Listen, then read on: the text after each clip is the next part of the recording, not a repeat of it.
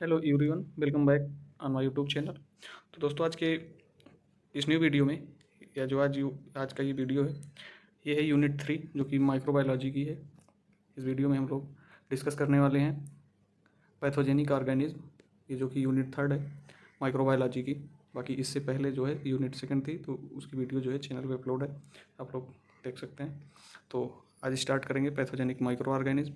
फिर इसके अंदर माइक्रो ऑर्गेनिज्म को कि gram positive bacteria, gram negative bacteria, bacilli, virus, fungi, parasites, rodents, vectors, ये सारी चीज़ें इस वीडियो में डिस्कस करेंगे। तो वीडियो को पूरा देखिएगा, तभी चीज़ें समझ में आएंगी।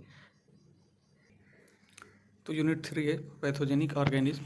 तो पैथोजेनिक ऑर्गेनिज्म वो होते हैं जो माइक्रो ऑर्गेनिज्म होते हैं एक तरीके के, जो कि हम नेकेड आई से नहीं देख सकते हैं, जिसको देखने के लिए हमको माइक्रोस्कोप की नीड होती है।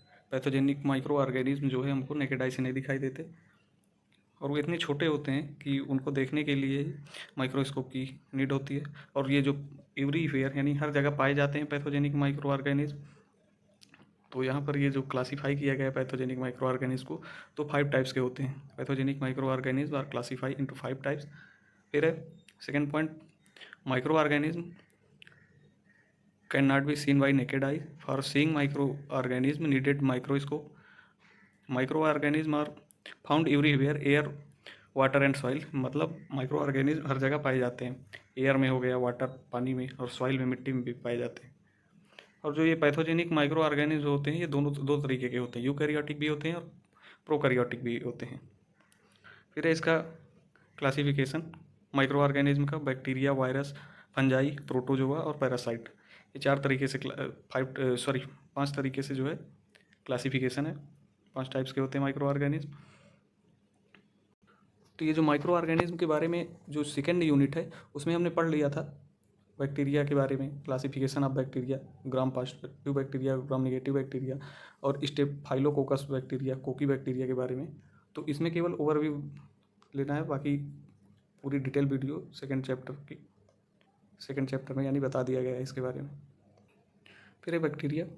बैक्टीरिया क्या होता है? एक तरीके का प्रोकैरियोटिक माइक्रो ऑर्गेनिज्म है, जो कि एयर, वाटर, सॉइल में पाया जाता है। जो एवरेज साइज होती है बैक्टीरिया की 0.4 से 2 माइक्रोमीटर होता है, और जो रेंज में होती एवरेज साइज बैक्टीरिया की 5 माइक्रोमीटर होती है, और साइज जो होता है 0.4 से 2 माइक्रोमीटर होता है।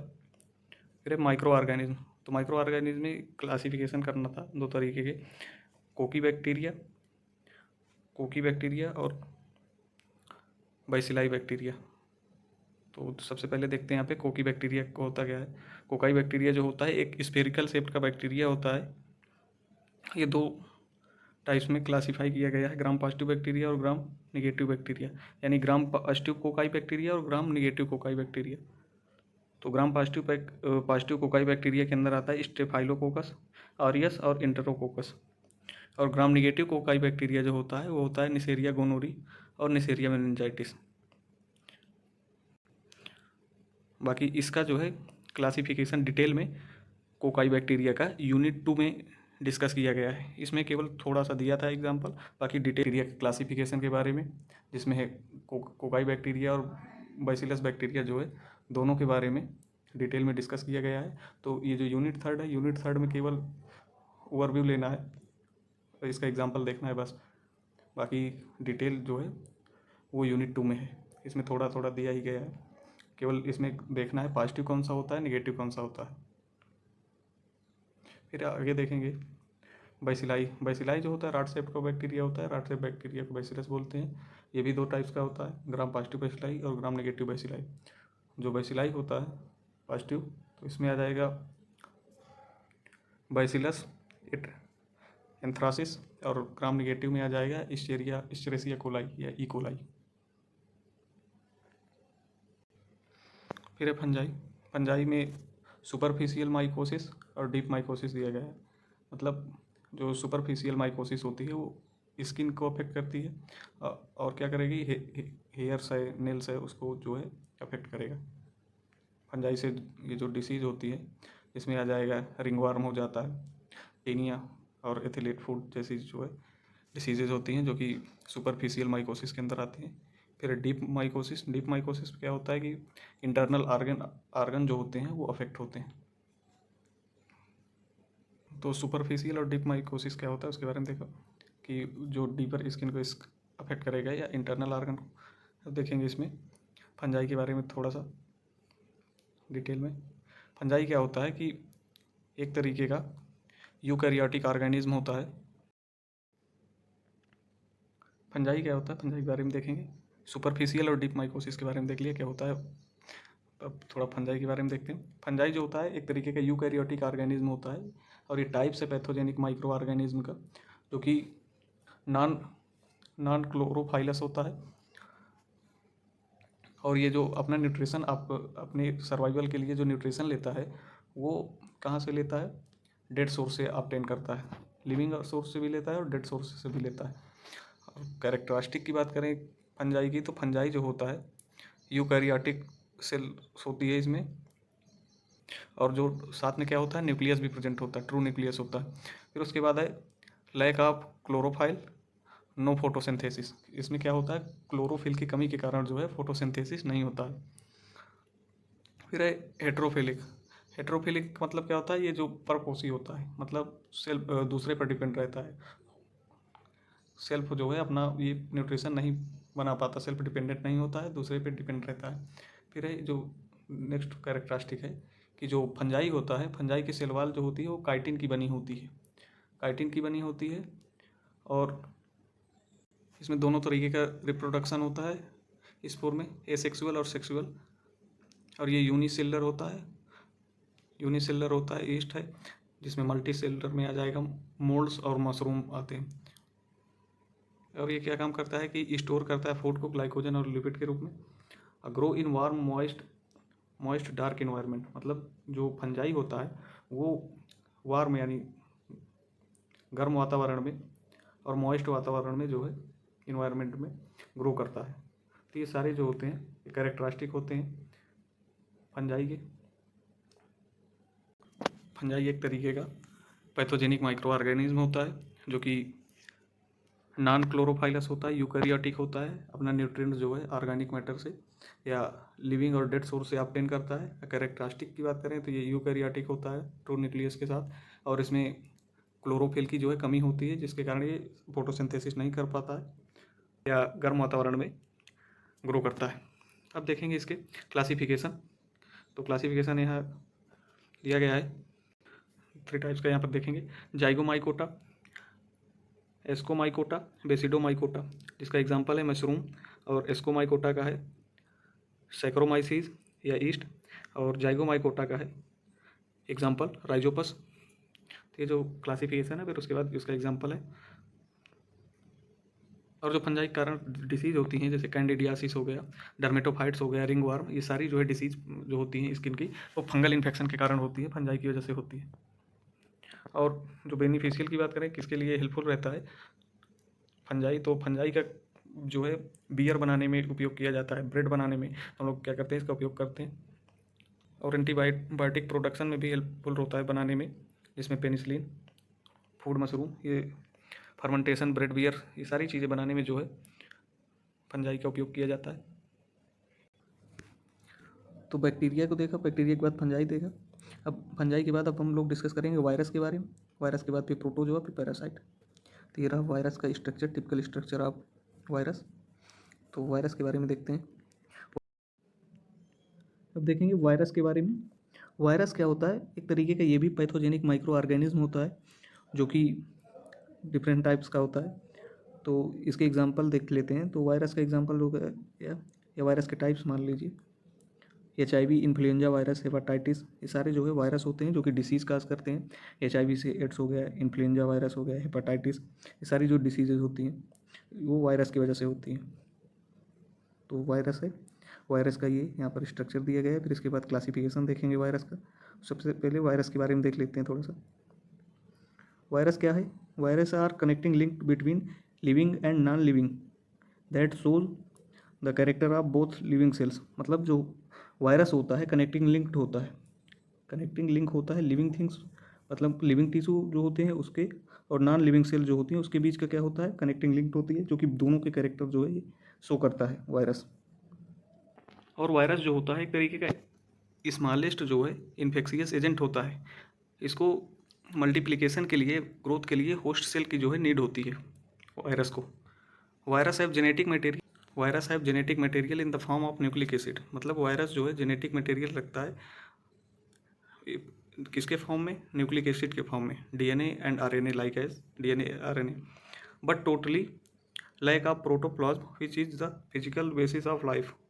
मतलब पूरी तरीके से प्रोटोप्लाज्म के अब्सेंस की वजह से ये क्या होता है, या प्रोटोप्लाज्म जो है अब्सेंट होता है, जिसकी जो कि एक तरीके का फिजिकल बेसिस ऑफ लाइफ होता है। तो ये फर्स्ट पॉइंट। फिर उसके बाद देखेंगे outside a living body, a living cell, the virus behave a non living particles, but in a living cell, living body, virus particles divide into form new viral progenies.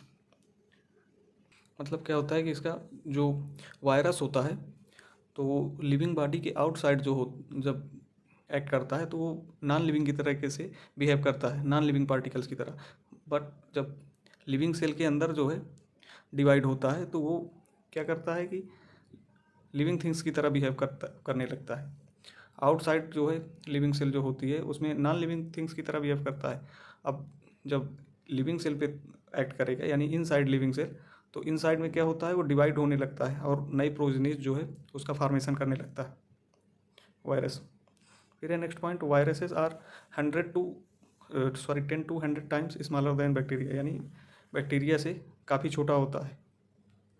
Bacteria are both beneficial and harmful but virus are harmful to the living bodies. मतलब क्या होता है यहाँ पे, जो bacteria होता है वो बेनिफिशियल रहता है और हार्मफुल, यानी बैक्टीरिया दोनों तरीके से हार्मफुल भी होता है हमारे लिए और क्या होता है बेनिफिशियल भी होता है।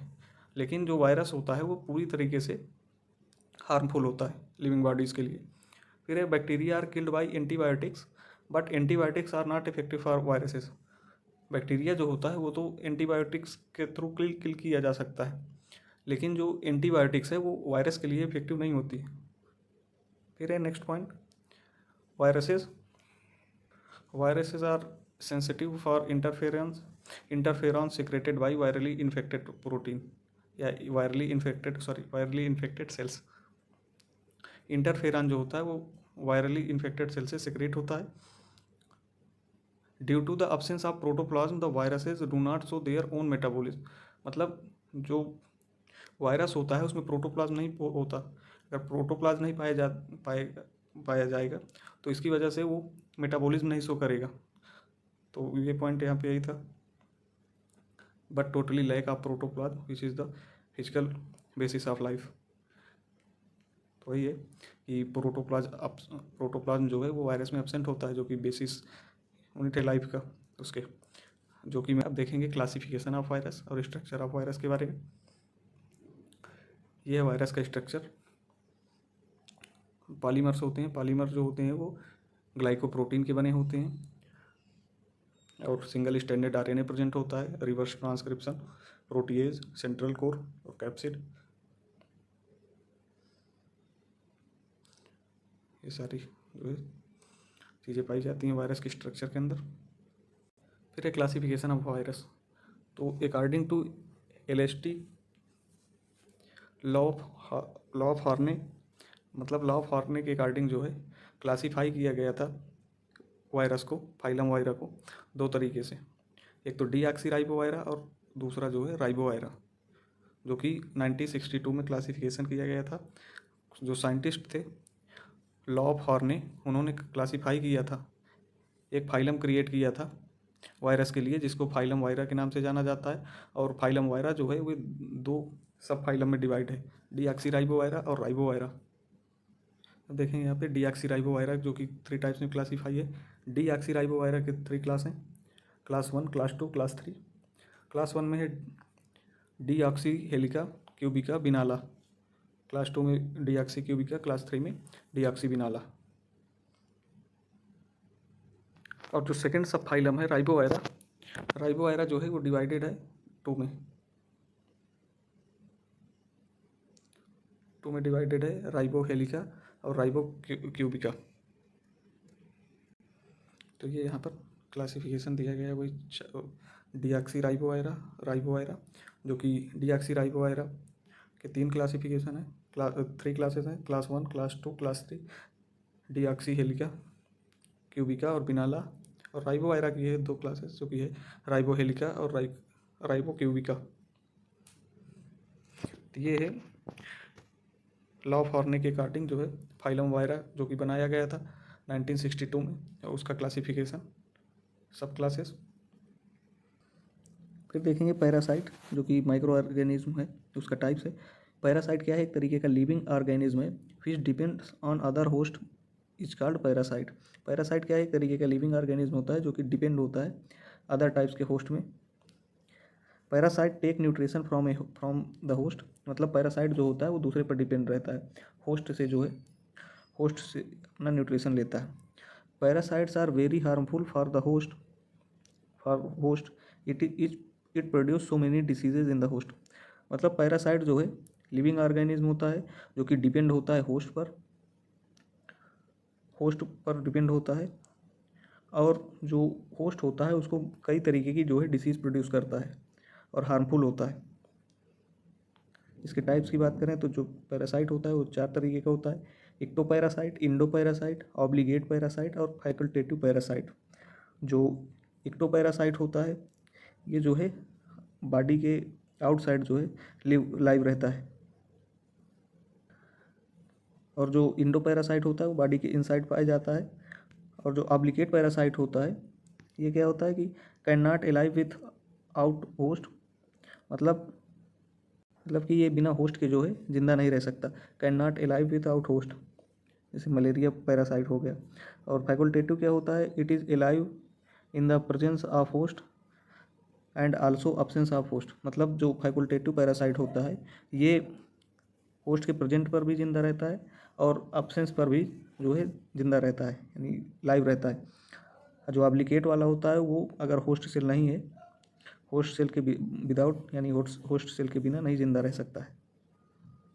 होस्ट सेल अगर डिस्ट्रॉय हो गई तो पैरासाइट भी डिस्ट्रॉय हो जाएगा। लेकिन फैकल्टेटिव वाला जो होता है इसमें अगर होस्ट सेल जो है वो डिस्ट्रॉय होती है या नहीं होती है तो पीओ बैक्टीरिया जो है, सॉरी पैरासाइट जो है वो लाइव रहता है। ये होस्ट होता क्या? होस्ट मतलब वो होता है कि जहाँ पैरासाइट जिंदा रहता है। हाँ, होस्ट 3 टाइप्स का होता है: डिफिनेटिव होस्ट, इंटरमीडिएट होस्ट और पैराटेनिक होस्ट। अब बात करें सोर्स ऑफ इन्फेक्शन की, तो जो ये पैरासाइटिक इन्फेक्शन होते हैं किसकी वजह से होते हैं? सॉइल की वजह से, मॉस्किटो, काऊ बफैलो और वाटर की वजह से जो है ये सारे parasitic infection, viral bacterial infection जितने हैं ये सारे होते हैं। अब देखेंगे पैरासाइट के बारे में। तो पैरासाइट क्या होता है? एक तरीके का ये भी माइक्रो ऑर्गेनिज्म होता है जो कि कई टाइप्स का होता है। यहाँ पर देखेंगे इक्टोपैरासाइट, इंडोपैरासाइट और उसके बाद फिर देखेंगे ऑब्लिगेट पैरासाइट, फैकल्टेटिव पैरासाइट। तो जो है इसका क्लासिफिकेशन 4 तरीके से होता है: इक्टो, इंडो, ऑब्लिगेट, फैकल्टेटिव। तो सबसे पहले देख लेते हैं पैरासाइट होता क्या है। पैरासाइट क्या होता है? पैरासाइट वो होता है, एक तरीके का लिविंग ऑर्गेनिज्म होता है जो कि अपने न्यूट्रिशन के लिए, खुद को सर्वाइव करने के लिए दूसरे ऑर्गेनिज्म पर कम्प्लीटली डिपेंड होता है अपने फूड की रिक्वायरमेंट के लिए। मतलब सेल्फ डिपेंडेंट नहीं होता, ये दूसरे पर डिपेंड रहता है पैरासाइट। तो ये डिफिनीशन दी गई पे, parasite are those living organism which depend on other living organism completely for their food requirement. मतलब अपनी फूड की रिक्वायरमेंट के लिए ये दूसरे पर डिपेंड होते हैं पैरासाइट। और ये 2 तरीके के होते हैं, यहाँ पे दिया गया है फूड रिक्वायरमेंट के अकॉर्डिंग: एक्टोपैरासाइट और फिर है दूसरा इंडोपैरासाइट। जो इक्टोपैरासाइट होता है उसके बारे में देखते हैं। These are living organism which do not live inside the host body. मतलब क्या होता है कि मतलब इक्टोपैरासाइट जो होते हैं वो होस्ट बॉडी के अंदर जो है नहीं जिंदा रह सकते। These are the living organism which do not live inside the host body and derive nutrition from outside host body. मतलब ये जो इक्टोपैरासाइट होते हैं वो होस्ट बॉडी के अंदर, होस्ट जो सेल होती है उसके अंदर सर्वाइवर नहीं कर सकते, और ये जो अपना न्यूट्रिशन होता है वो आउटसाइड होस्ट बॉडी के आउटसाइड से लेते हैं, outside of the host body. जैसे इसका एग्जांपल हो गया female anopheles mosquito causing malaria. मतलब फीमेल, इसका एग्जांपल क्या है कि फीमेल मॉस्किटो जो एनाफिलीज होती है मलेरिया को काज करती है। और एक्टोपैरासाइट जो होता है वो होस्ट बॉडी के अंदर जो है नहीं लाइव रह सकता है। और जो इंडो होता है वो जस्ट एक्टो के अपोजिट होता है। देखते हैं इंडो पैरासाइट।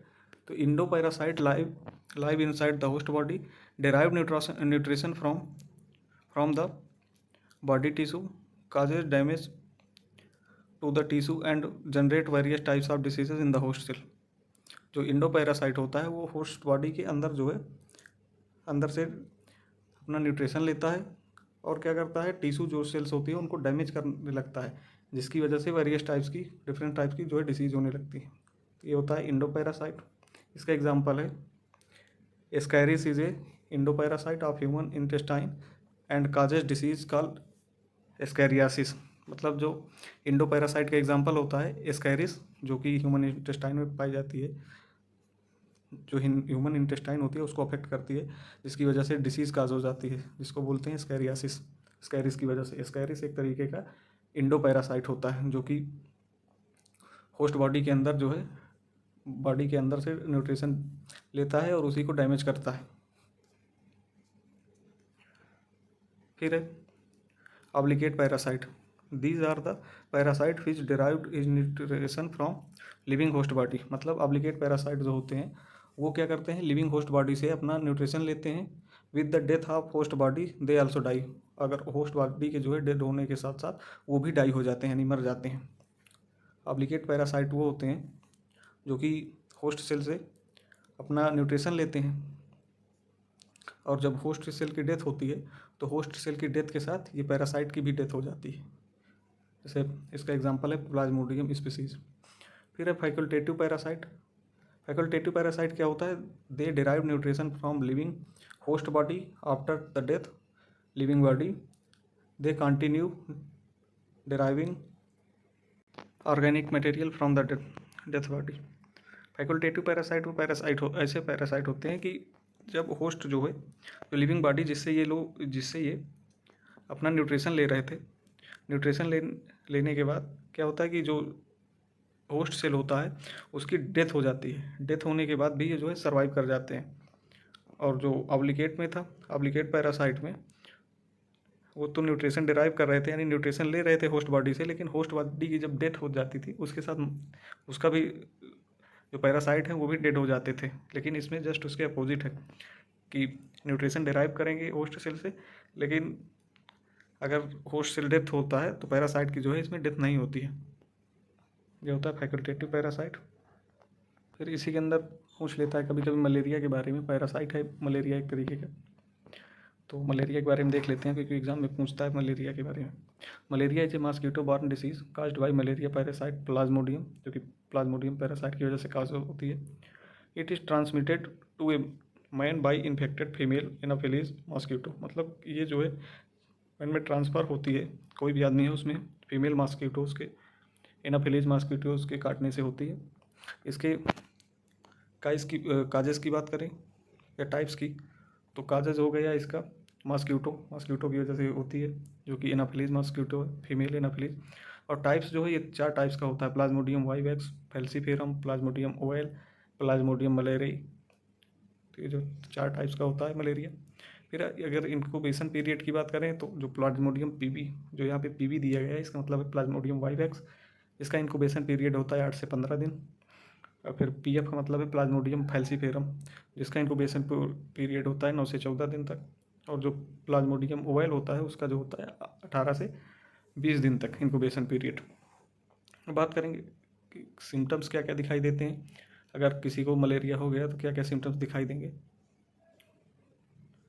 तो एनीमिया हो जाएगी, फीवर रहेगा, चिल्स ठंडी लगेगी उसको, और स्वेटिंग होगी, हेडेक होगा, मसल पेन होगी, nausea, vomiting, fatigue, jaundice, organ failure, ये सारे जो है साइन सिम्टम्स दिखाई देते हैं।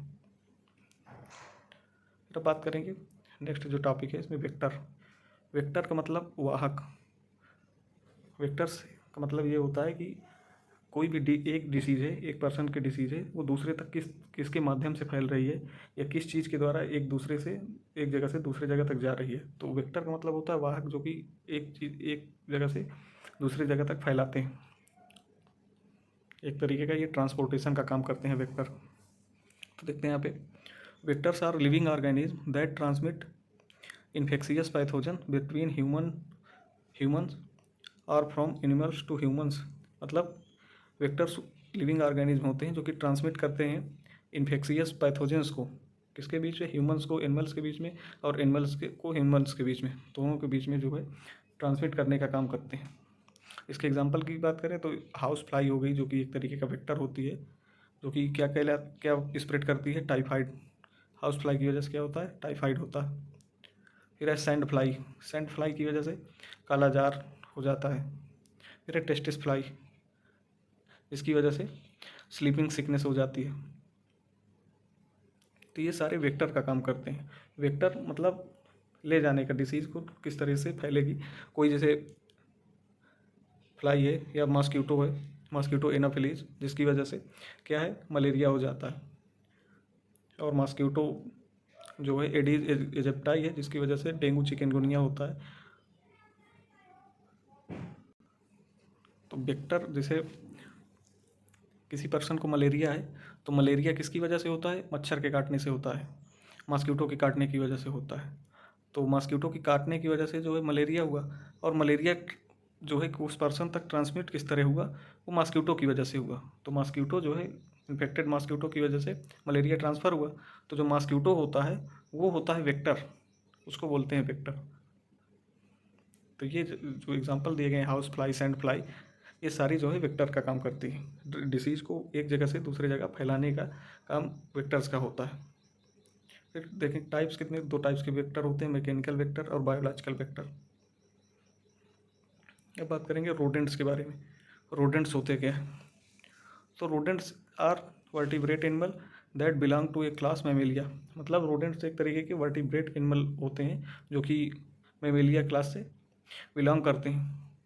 Rodents are mammals that includes rats, mice, squirrel. Rodents के अंदर क्या क्या आता है, रैट्स, रैट आएगा, माइस, स्क्वायरल्स, ये सारी चीज़ें जो है रोडेंट्स के अंदर आती है, जो कि डिसीज़ काज करते हैं। जैसे प्लेग जो होता है वो यर्सीनिया पेस्टिस की वजह से होगा।